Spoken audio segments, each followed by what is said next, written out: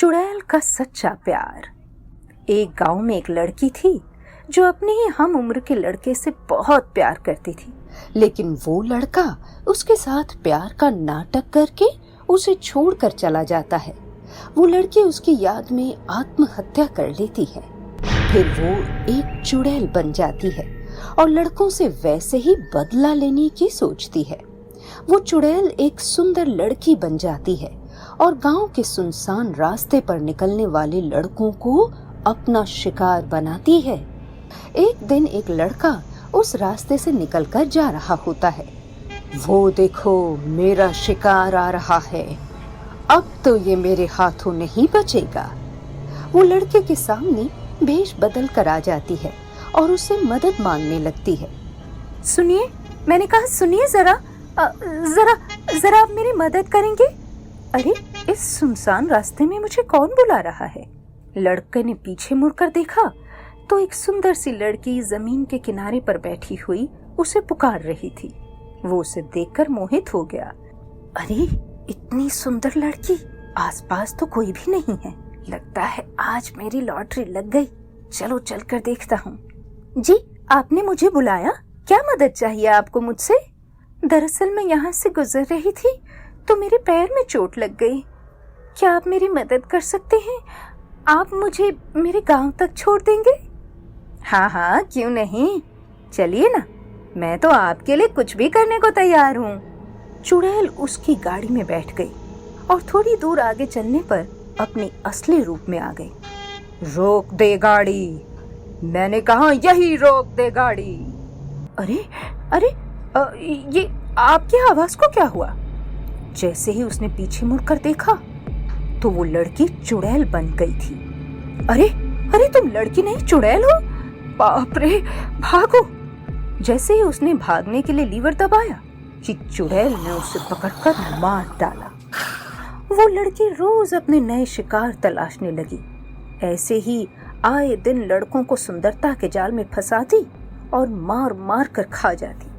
एक दिन गांव की ग्राम पंचायत में मोहन नाम का लड़का नया सचिव बनकर शहर से आया। उसने अभी अभी ज्वाइन किया था। मोहन ने गांव में 2 कमरों का एक छोटा सा घर ले लिया और ग्राम पंचायत में अपनी नौकरी करने लगा। एक दिन मोहन उस गांव के पास वाले गांव पंचायत के किसी काम से जा रहा था। तभी चुड़ैल की नजर मोहन पर पड़ी। मोहन जैसे ही उस रास्ते से गुजरा कि उस चुड़ैल ने उसे आवाज लगाई। सुनिए, रुकिए ना। जी कहिए, क्या आपको कोई मदद चाहिए? मुझे कुछ खाने के लिए दे दीजिए प्लीज, मैंने बहुत दिनों से कुछ नहीं खाया। मोहन फौरन अपने बैग से एक बिस्कुट और नमकीन का पैकेट निकालता है और साथ में अपने पर्स में रखे सारे रुपए भी उसे दे देता है। ये पैसे रख लो, तुम्हारे काम आएंगे। लेकिन मुझे इतने सारे रुपए आप क्यों दे रहे हैं? आपकी जेब में तो कुछ भी नहीं बचा। मुझे तुम्हारी मदद करके अच्छा लग रहा है। तुम इन पैसों से अपने लिए खाना खरीद लेना। जब मैं यहाँ से गुजरूंगा तो तुम्हारे लिए बहुत सारा और भी खाना लेकर आऊंगा, ठीक है? मोहन के इन दयावान शब्दों को सुनकर चुड़ैल को उस पर प्यार आ गया। वो उस पर मोहित हो गई। चुड़ैल ने अब उसे जाने दिया। अब वो मोहन की यादों में रात दिन खोई पड़ी रहती थी। कुछ दिनों तक मोहन जब वहां से नहीं गुजरा तो वो उसको ढूंढते ढूंढते उसके घर तक आ पहुंची। उसका दरवाजा खटखटाया। मोहन ने दरवाजा खोला तो सामने वही लड़की जिसे उसने खाने के लिए पैसे दिए थे। अरे, तुम यहाँ कैसे आ गई?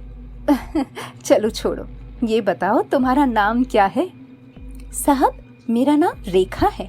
मेरा इस दुनिया में कोई भी नहीं है। आप मुझे अपने घर पर काम के लिए रख लीजिए। मैं सारा दिन आपके घर का बहुत सारा काम कर दूंगी और आपके लिए खाना भी बना दूंगी। बस मुझे यहाँ रख लीजिए अपने घर में। मोहन अपने घर में अकेला रहता था। उसे काम काज करने के लिए किसी की जरूरत भी थी, इसलिए उसने रेखा को अपने घर में रहने के लिए जगह दे दी। अब चुड़ैल मोहन का बहुत ख्याल रखने लगी।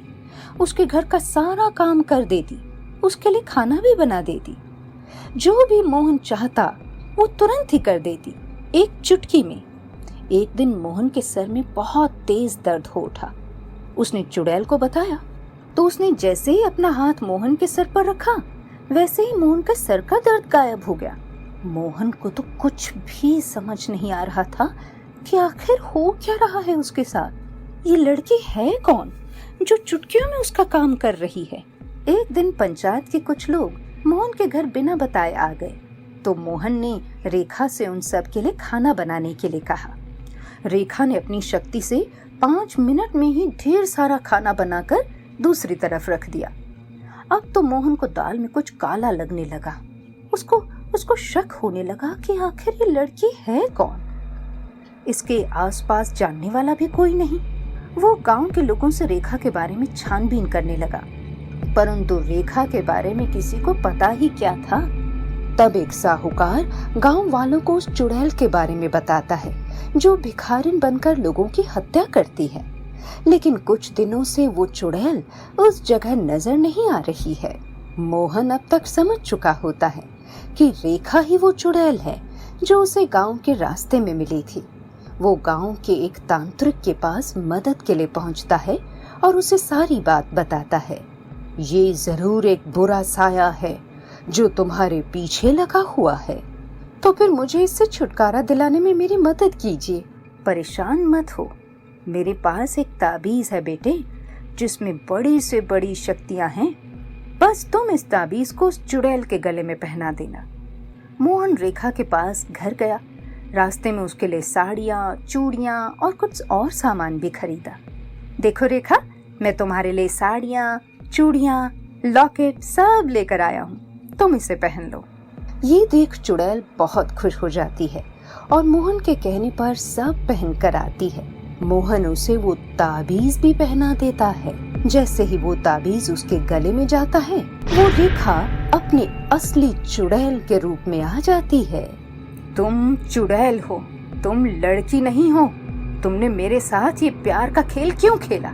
हाँ बताओ, क्या चाहिए तुम्हें मुझसे? मोहन, मैं तुमसे बहुत प्यार करती हूँ, इसलिए मैंने ये सारा खेल सिर्फ तुम्हें पाने के लिए रचा था। पर तुमने ये क्या कर दिया? तुमने ये ताबीज मेरे गले में डालकर मेरी सारी शक्तियाँ छीन ली। मेरी सारी शक्तियाँ कमजोर हो रही हैं। मोहन, मोहन! वो बोलते हुए वहां से गायब हो गई। फिर वो कभी वापस नहीं आई।